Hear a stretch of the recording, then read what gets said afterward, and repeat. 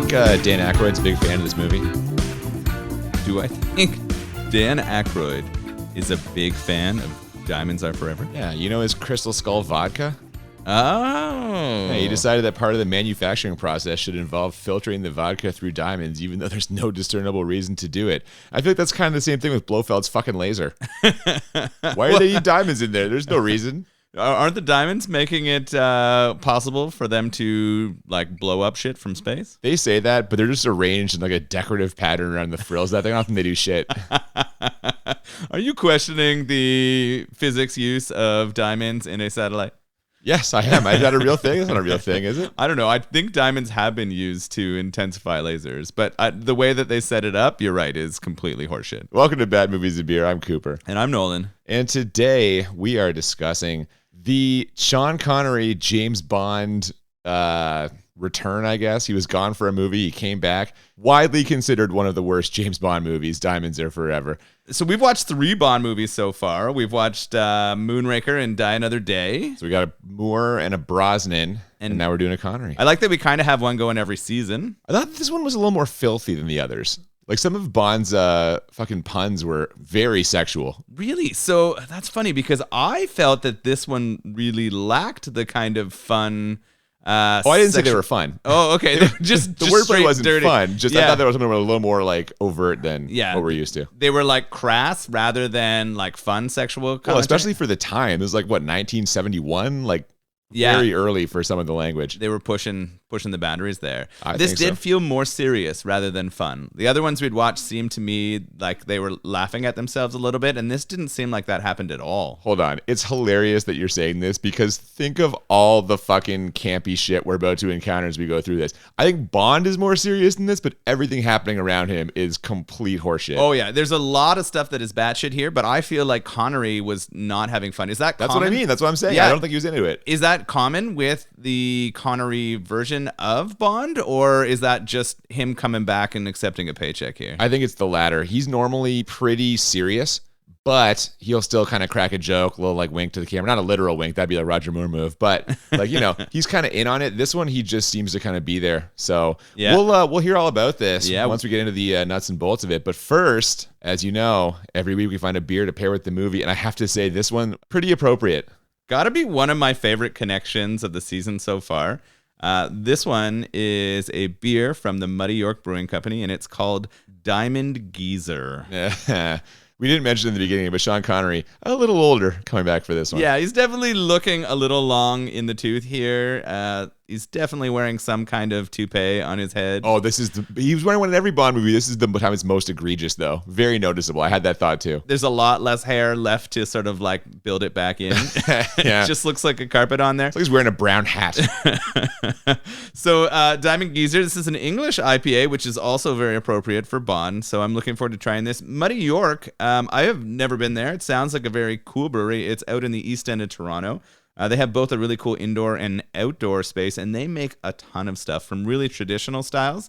I noticed right now it's kind of fall. They have so many German-style beers kind of leaning on Oktoberfest stuff. Yeah. They also make stuff like new IPAs. They make all kinds of sours. They even have a seltzer kind of division, so they make all kinds of stuff here. That's more and more common these days, the seltzer thing. Yeah, I love that they also say that these beers are for people who enjoy adventure and the finer things in life. So if that isn't James Bond, I don't know what is. Come on, man. It's a good connection. All right. So let's crack this open and see whether we enjoy it. English IPA, I don't know. I think it's going to be less hoppy than the traditional IPA we drink. Like, I think it's more of a multi-flavored beer. The IPA was originally a beer brewed in England and sent over to India.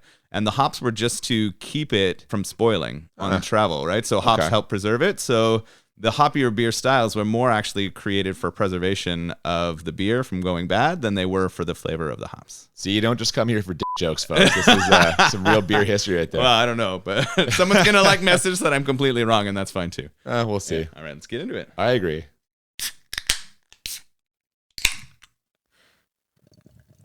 Oh yeah, look how dark this is. After the trademark James Bond intro, we open on a very tranquil room, but that tranquility is quickly shattered by a body being thrown through one of those like room dividers. You know, those kind of Asian style. You see them in like Chinese restaurants. Ooh, the fold-up screens. Yes, exactly. Yeah. Now, Bond, via an extremely obvious overdub, asks a simple question: where is he? Now, the he in that sentence is Ernst Stavro Blofeld, and what we quickly find out is that James Bond is not going to stop until he gets an answer. Bond is not messing around. He is all business. He has something that he's going after, and he is not going to take no for an answer. Very much like he will with vagina later in the movie. Yeah, that's kind of his move. I'm not sure if you're aware or not, but Ernst Stavro Blofeld has been like the main villain in all the Bond movies up to this point. So in the last one, On Her Majesty's Secret Service, which did not feature Connery, Bond gets married at the end, and Blofeld like assassinates her after the wedding. What? Yeah, it's exactly like what happens in MacGruber, only far less hilarious. I did not know that. So I did not understand kind of the motivation for him going after Blofeld quite as strongly as he does. I wish they had to run that back a little bit for me. Yeah, they're kind of counting on you having seen the previous ones, which I suspected was possibly not a thing. Absolutely not true. But he's clearly, like you said, not taking no for an answer. He goes through a few different people here, basically just assaulting them and interrogating them. And this trail eventually leads to a plastic surgery clinic where Blofeld has arranged for one of his underlings to be made to look like him. Kind of a Saddam Hussein body double situation, you know, meant to direct Bond's attention to this other guy so Blofeld can continue to operate in the shadows. And apparently a key part of this elaborate procedure involves laying in a tub full of mud, because that's where this guy is when Bond gets the drop on him. Yeah, it's really quite a hilarious setup here. It does not seem like a doctor's office or a surgeon's office or where you would get a medical procedure They're in a fucking cave. Yeah, they're in a cave. Above the guy in the tub of mud is like a reverse volcano full of mud. And if you pull on a cord, it keeps spewing out more mud. Yeah, it's a giant funnel that lets the mud get poured into that tub. And then there's other like bubbling muck scenarios around here. It kind of reminded me of like some kind of Scandinavian spa more than it did some kind of surgeon's place. Well, you could never do this kind of surgery in America. They just wouldn't let you get away with it. Oh, you just can't clone? I don't think so. This comes up in later. We just because of fucking Die Another Day. Same That's thing. true. Yeah. Yeah. Well, whoever this guy is in the mud pit, he sits up and produces a gun from under the mud, which is kind of funny. But Bond does an action hero roll and hits a release switch that drops more and more mud on the guy from that kind of spigot thing you mentioned until he eventually drowns or suffocates or whatever. Now, because he's a pro, Bond goes to confirm the kill, and it's a good thing he does, as when he sprays mud off the guy's face, he sees that it is definitely not Blofeld. The procedure hadn't quite taken yet, so he knows that this wasn't his intended target. But who shows up behind him as he's spraying this off? Well, it's the real Blofeld, of course. He emerges from the shadows with a couple of goons, explains his plan, as all Bond villains do, and then tells one of his guys to disarm James Bond. But when this guy reaches into Bond's jacket to remove his Walther PPK, he encounters the most ingenious gadget ever crafted by Q Branch. It's a big mouse trap. He snaps the guy's fingers. Actually, I was mentioning earlier that this wasn't very fun, but this kind of scene was pretty hilarious. Seeing that mousetrap come out and smoke the guy's hand, and then that starts Bond disarming him and taking everyone down. Oh, yeah, it's a hilarious distraction that allows him to immediately take care of everyone. After pulling one of those big surgical lamps down onto Blofeld, he drapes him on a gurney and slides him into that chemical mud pit you mentioned earlier. But unfortunately, in yet another sign that this probably isn't going to go down as one of Bond's best outings, the line he drops here is pretty weak. Welcome to hell, Blofeld. There's not a lot there. No, it sounded rough. But so he's done it. He's got revenge on the person who's murdered his wife. Movie over. Yeah, we're good. We're out, right? So this is all kind of touted as a vacation for Bond too, which I think is pretty funny. I guess he's asked for some time off to deal with personal matters, which now I'm aware of. Yeah, there you go.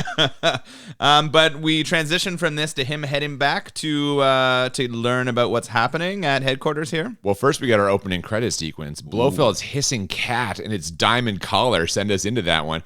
Now, the theme song here is sung for the third time by the legendary Shirley Bassey. It's called Diamonds Are Forever, duh. And much like the previous line, this is not a particularly strong entry in the franchise, although I did enjoy the silhouettes of ladies doing like crouching karate in front of a diamond. It's funny you say that this one isn't standout because this one felt really Bond to me. Like visually, but the song. Yeah, the song wasn't blew. quite there, Yeah. but the visual felt more like a Bond intro to me than some of the more recent ones that we've seen, right? The one from Die Another Day definitely didn't feel the same way as this one to Yeah, me. I agree with that, yeah. This felt like what I thought a Bond opening should be, and so I knew we were like through the credits and right into the action again. Yeah, we see M briefing Bond on the different types of diamonds. Apparently, there's been a dramatic increase in diamond smuggling, and now that Blofeld is out of the way, MI6 wants Bond to, do his actual job for a change. This,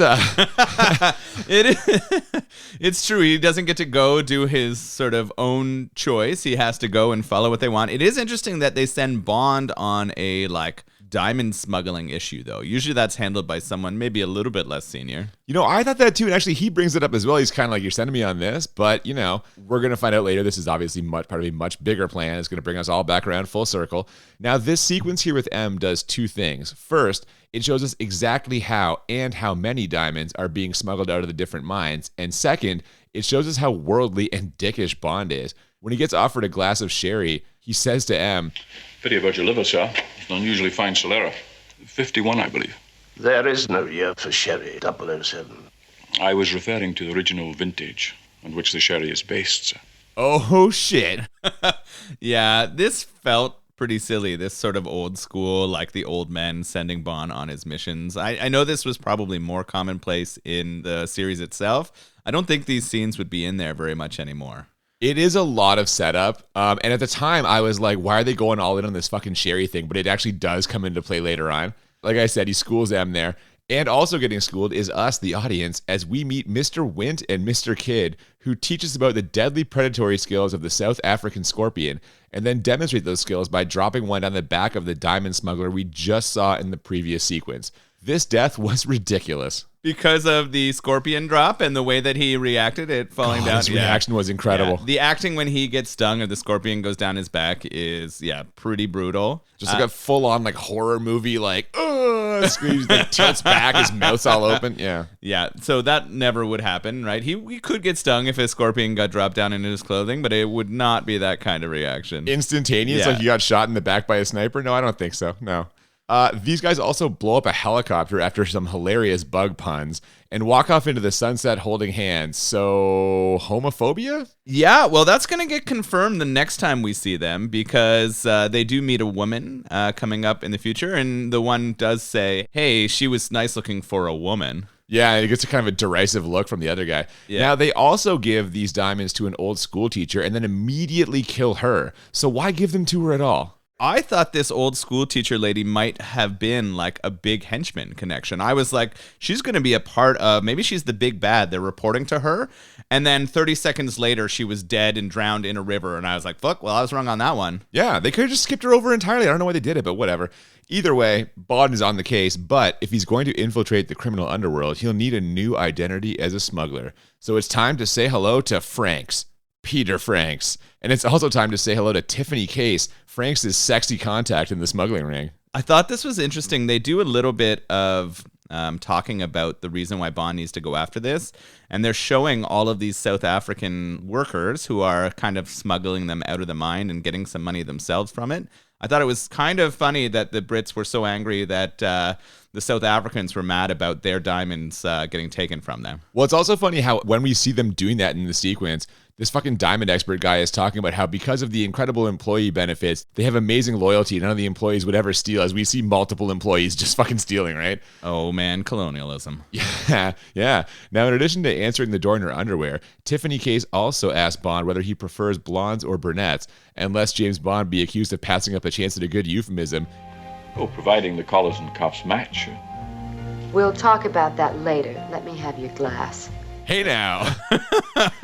That's what I mean. That's very overt, right? That's true. Yeah, that is very overt. I was just sort of like, you're going to turn it down if they're a different color? That's but yeah, that doesn't sound like Bond either. He's No, right. Yeah. no, I don't he takes believe some that at girl's all. dress off and her pubic hair is different than her regular hair and he walks. No chance. not even a moment of thought on that one. Yeah. I wonder if that was a Connery ad lib. You think he just fucking... Threw it in there, maybe. I mean, most of those moments felt incredibly weak for me this time, and I didn't know if it was writing or Connery. You're telling me he was better in some of the older ones, so Yes. so maybe it's just he's mailing it in at this point. But still, it seems like kind of an aggressive pun for the era, right? I wonder if he didn't like her. I wonder if he didn't like the actress. He's just mentioning fucking vagina though, like James Yeah. Bond in the set. That seems very aggressive. I mean, we had Pussy Galore, and We sure did. Right? Like, we have those kind of mentions too. One thing we can agree on, it sounds like he likes them natural. So Tiffany Case has the diamonds, and Peter Franks is going to help her smuggle them out. But there's one small problem. It turns out the real Peter Franks has escaped. Way to go, MI6. And the second Bond gets the news from Q, this dude is pulling up to the front of Case's apartment building. Bond decides to pose as a German tourist by using an accent that's not even a little bit offensive, then follows Franks inside and onto the elevator. So you know what that means. Time for some extremely close quarters fighting. Oh my goodness. This is an old school elevator, one that kind of has the gate shut in front of you. Like in Murphy's Law. Remember we watched Murphy's Law? Absolutely. Yeah, man, you got to turn that handle. Yeah, you got to do the crank, and then it turns and it starts going up. What I noticed was, one, it's kind of open, but it has the gates around it, but it has a lot of glass, and this is going to all get smashed. Oh, yeah, definitely. For a minute there, I thought we were watching fucking Double Team again, all this glass breaking. That's exactly what it reminded me of, too. I knew we're going to get a lot of shatters here, and they have a pretty good fight here. They're really beating the shit out of each other. Yeah, this, I actually will give them credit for. This is kind of ahead of its time, because we've seen in all the action movies recently, close quarters fighting is a huge fucking thing, right? Like the Bourne Identity movies, it's all about in close, like fast cuts, and that's what these guys are doing. So kind of like a little bit revolutionary for the time. When the dust settles, though, Case opens up this dude's wallet, and what does she find inside? James Bond's Playboy Club key card. I guess he slipped it in there when she wasn't looking, but like he's definitely going to grab that back at some point, right? Oh, God, yeah. There's no way he's leaving that card. Got to get back into the mansion, yeah. That's hilarious. I thought it was funny that he grabbed that too. Yeah, so Bond sets it up here that Franks was actually him, and now he has defeated the legendary James Bond. So he's covered his own tracks here and made it possible for him to be the Franks character. Yeah, with the real Peter Franks out of the way, their plan is a go. Bond is going to smuggle the diamonds in by pretending to be returning his brother's body home for a funeral. He manages to pull this off and is met at the airport by 3 goons from Slumber Incorporated. That's the funeral home. But what he doesn't know is that Mr. Wint and Mr. Kidd were on the same plane, watching, waiting, and making hilarious jokes about finding women attractive. Yeah. Like you were saying, that's where yeah. I was trying to interpret here. Were they saying that they are like weird murderers because they're gay? I was like, it does seem like they're almost leaning into that. So there's some strong homophobia here connected to them being like psychopaths or killers.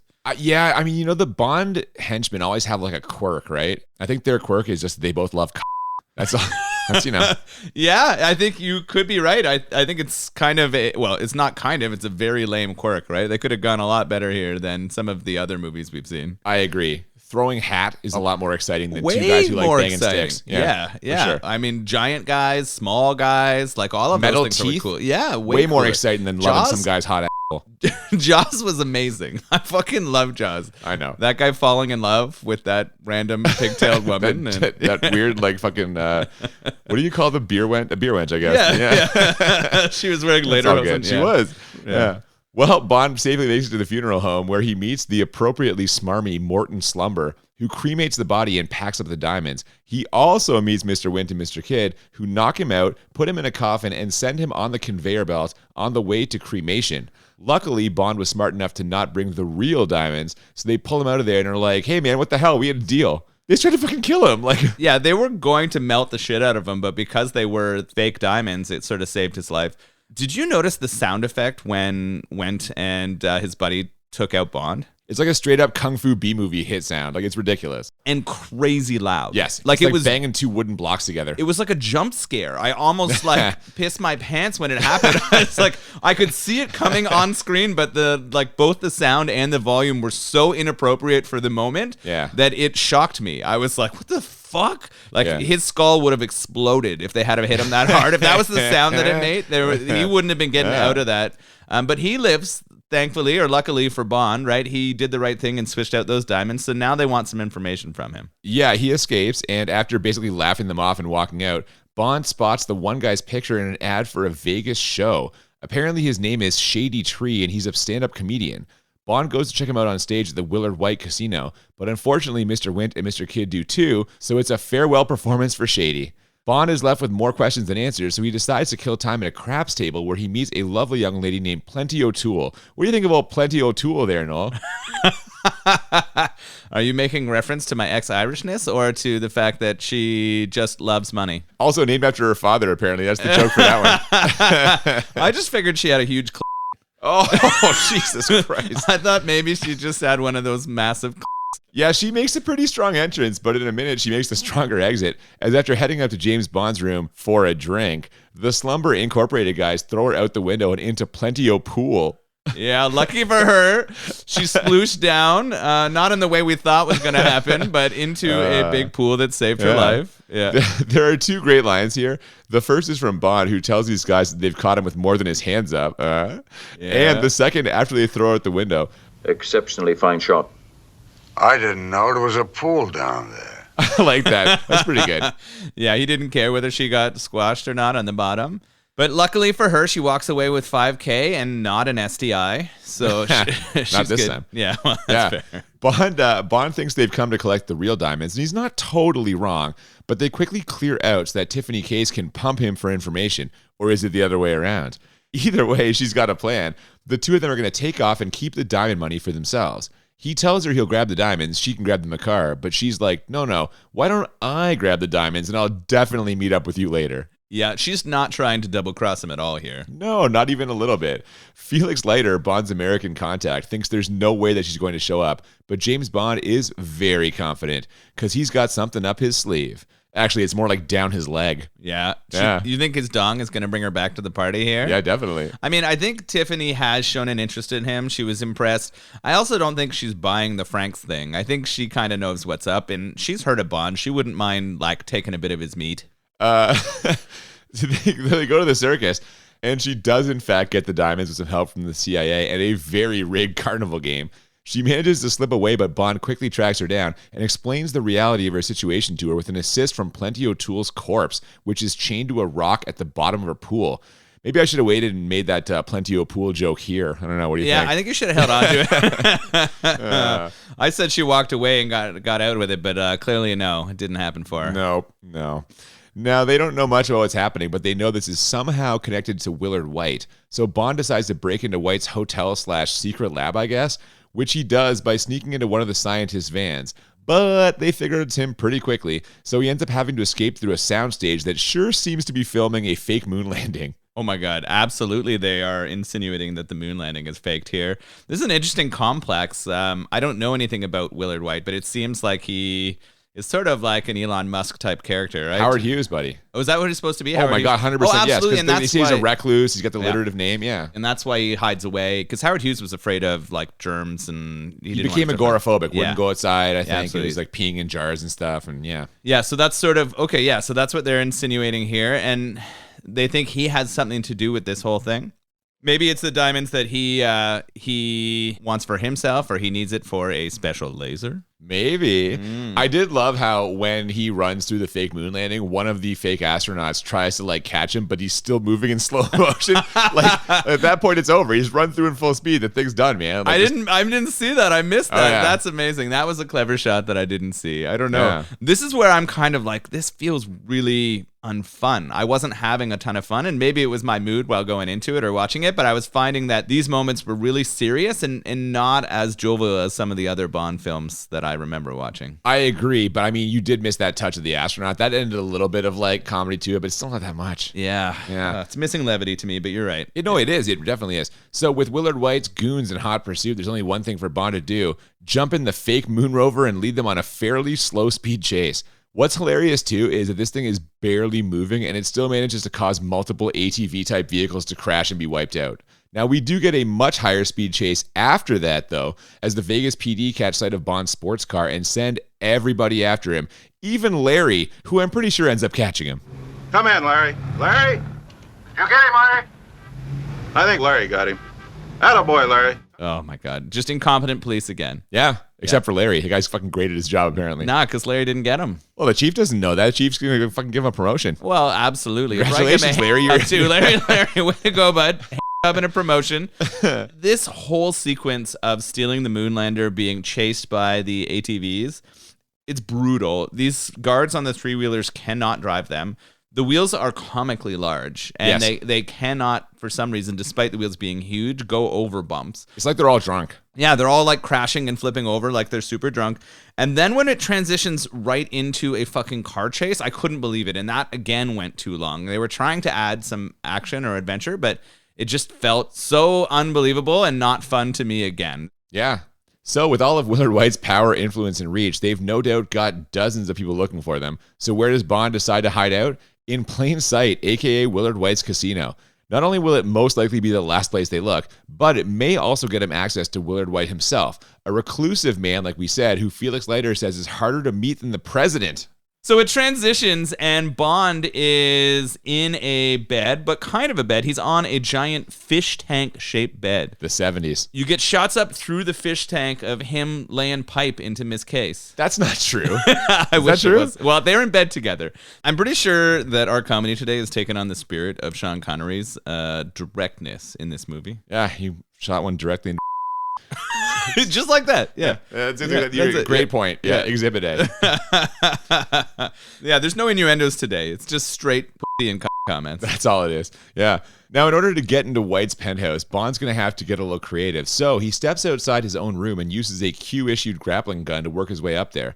Once he gets into the penthouse, he's immediately caught on camera by Willard White, who talks to him through the intercom system before revealing himself to be Blofeld. He's alive and multiplying. So cloning did happen, apparently. There's two of them. Yeah. No, what it turns out is that he really did get that plastic surgery done.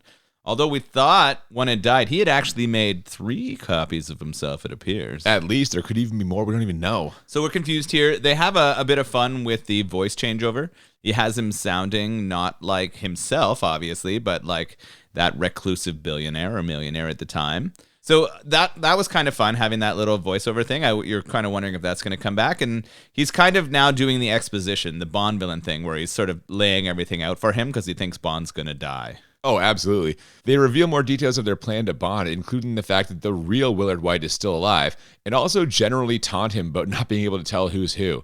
Bond listens to all of this for a couple of minutes before making his move. He kicks one of the cats towards Blofeld and shoots him in the head with a hilariously delayed reaction. Now, it's a 50-50 shot that he killed the actual Blofeld, but I guess Bond left all his luck on the craps table, because he quickly figures out... Right idea, Mr. Bond. But wrong pussy. Yep. That's what I mean, man. Like, it's aggressive. That's true. I forgot about that line too.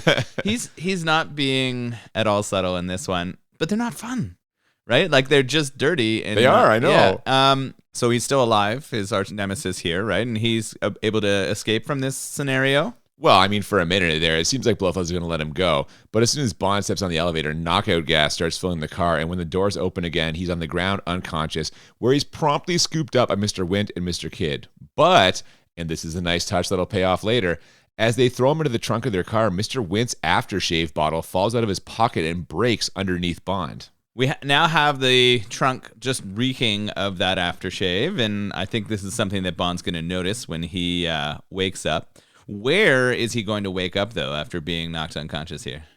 In a fucking drain pipe in the middle of the Nevada desert? Yeah, they have decided that instead of just murdering him, they're going to do it in the most Bond villain-esque way, which is go put him in a ridiculous scenario. So they put him inside one of those concrete pipes as it's being put in the ground. And he actually does get sealed in the ground in this pipe.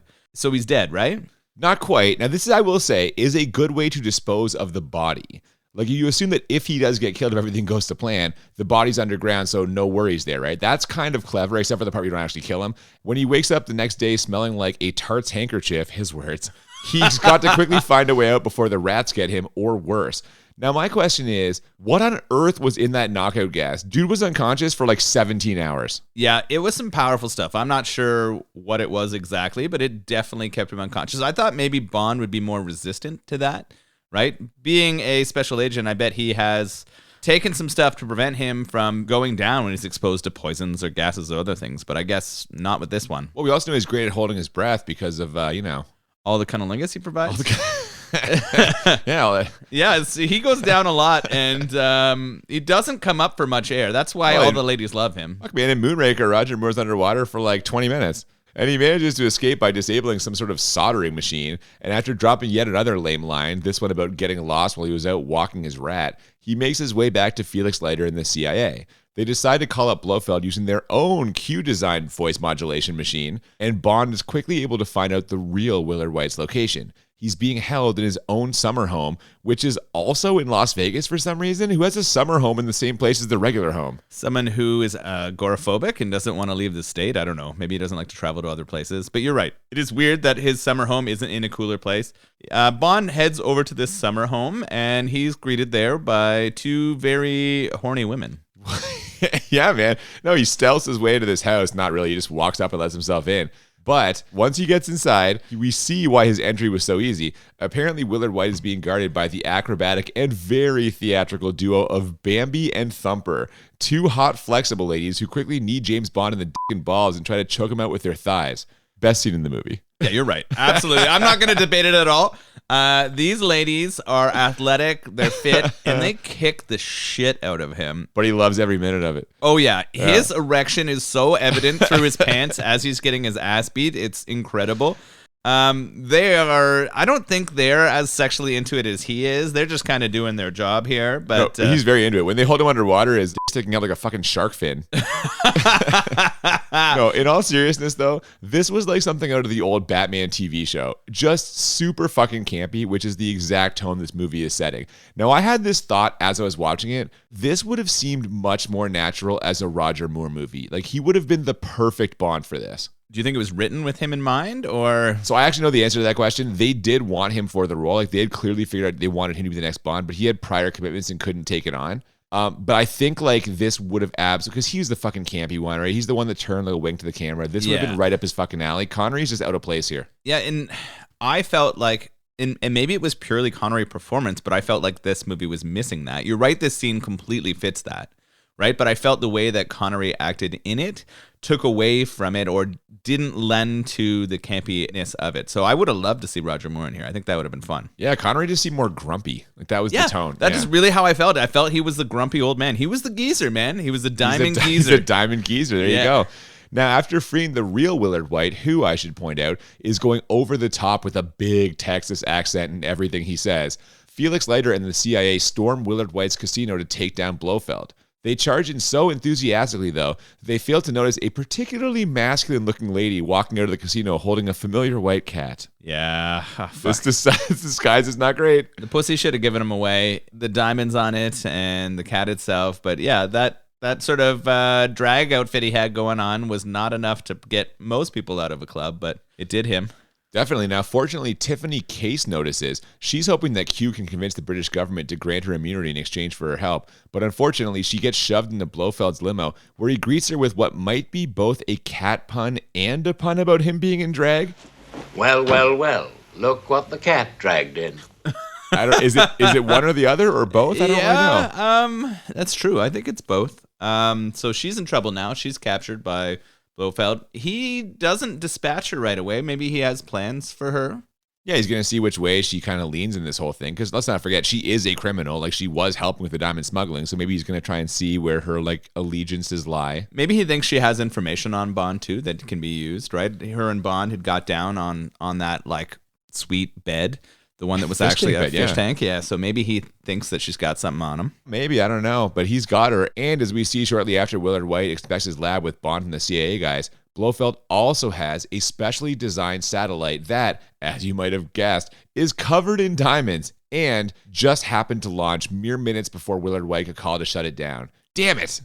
Just missed. That satellite is now in space.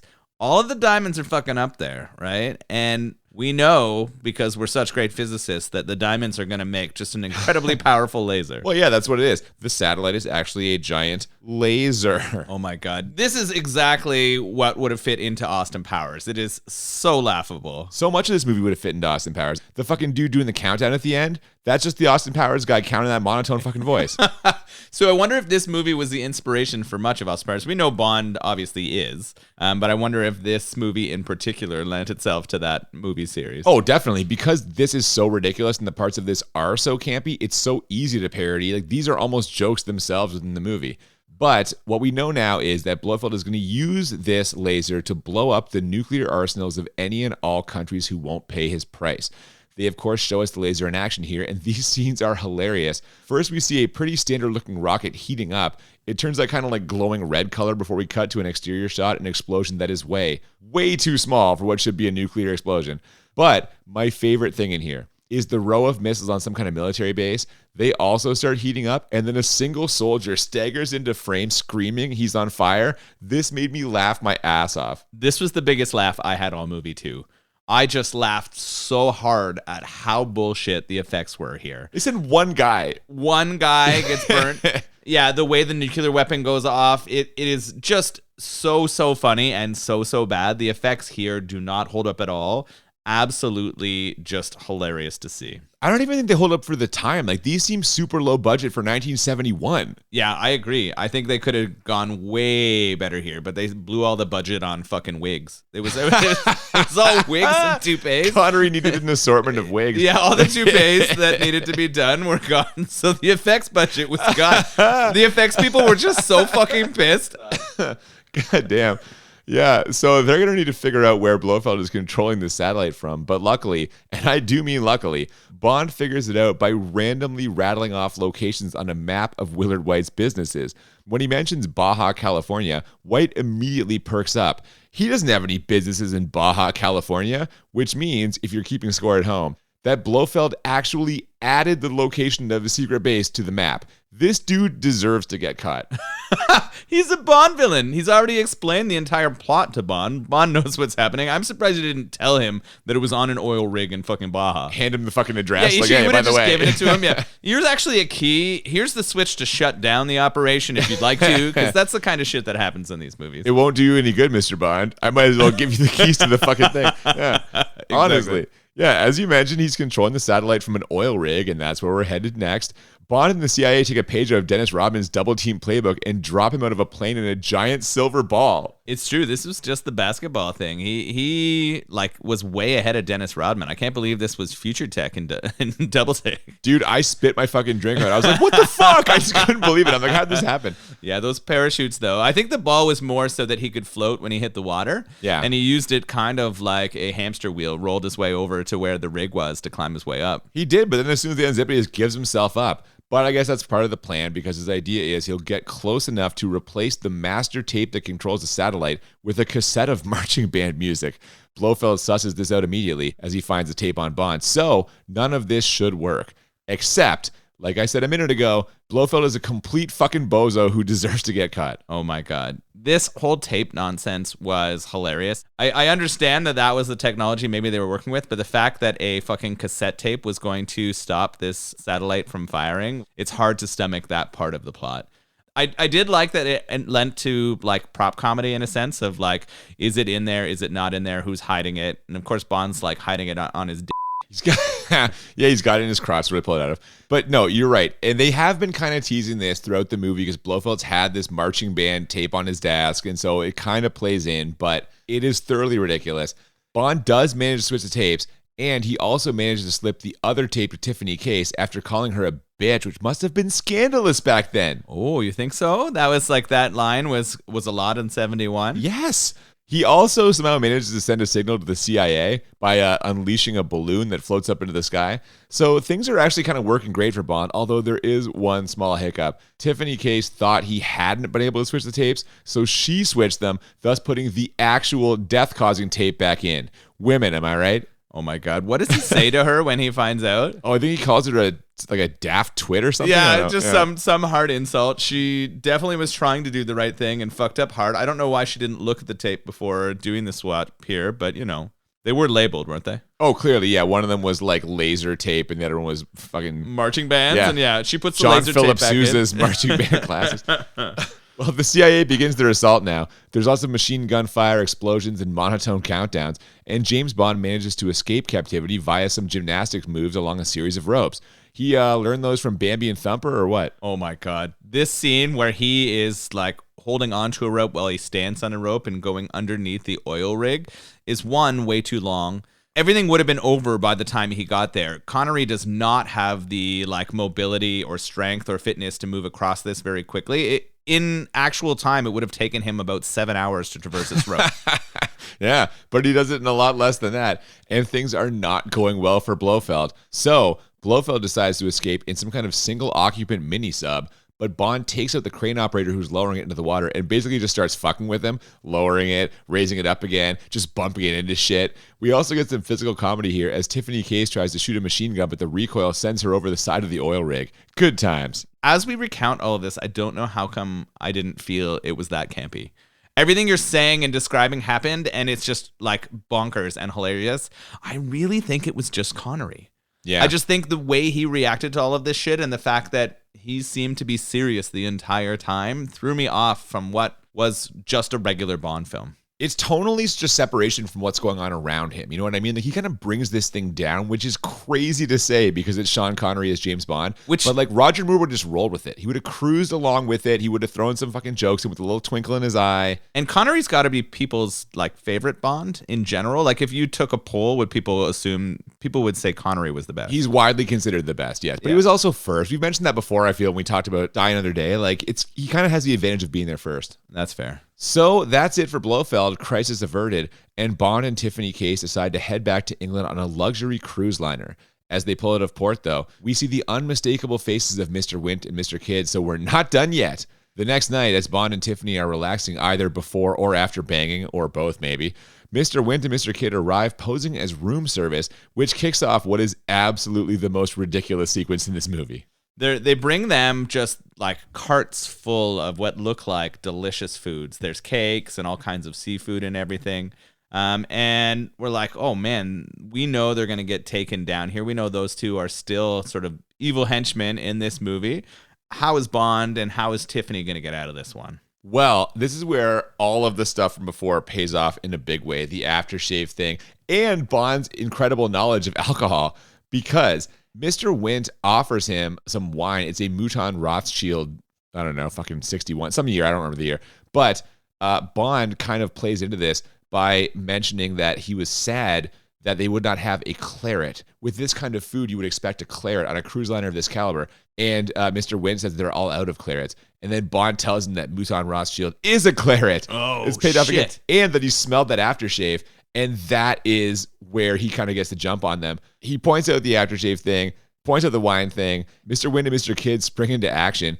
Mr. Kidd has two like meat skewers that he somehow lights on fire and starts walking towards them ominously. Like he's going to kill them with the skewers, like in fucking Happy Birthday to Me. Each of them is going to get stabbed with some hot meat. And I know Tiffany was looking forward to that later, but she doesn't want this hot meat. No, not for Mr. Kidd. God, no. But Bond like throws some alcohol on him and it lights him on fire. And now Mr. Kidd's on fire and he ends up fucking jumping off the side of the boat to try and save himself, but too late. Meanwhile, he gets behind Mr. Wint and like pulls his jacket arms through his legs, which, if I'm being honest, I kind of love the hint of enjoyment from Mr. Wint when that happens. He gets this kind of like, ooh, look on his face. He's got a new man who's got pressure from behind and he's not upset about it. Yeah, but Bond flips him into the water, which you didn't mention when you mentioned cakes, that one of those cakes contained a bomb, like a goddamn fucking Roadrunner cartoon. Oh God, yeah. They set this up beforehand. They show you them putting it in there. They find the bomb and they throw it overboard here. No, Bond like shoves it into Wint's asshole and flips him over the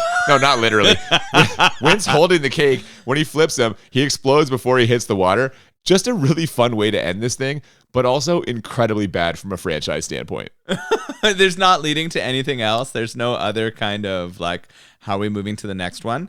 As far as we know, all that's going to happen is Case and Bond are going to just cruise around on this ship for the rest of their lives and just fuck a whole bunch over top of fish. You're right. That's pretty much it. After a quick joke about Mr. Wint leaving with his tails between his legs and Tiffany asking how they can get the diamonds down from outer space, we're into the credits, man, and that's it.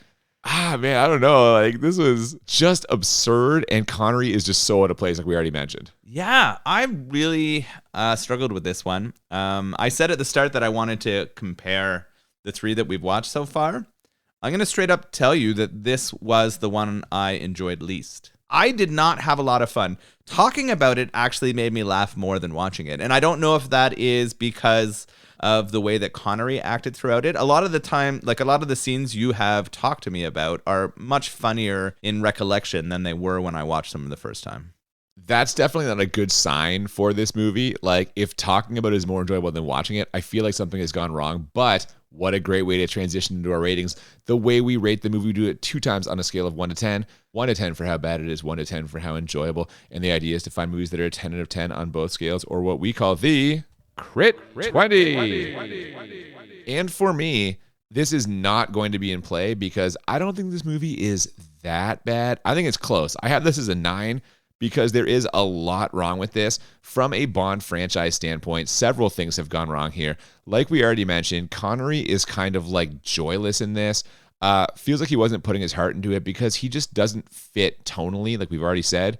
The one-liners in this, which are normally kind of a Bond highlight, pretty awful. Maybe the worst ever for the Bond franchise.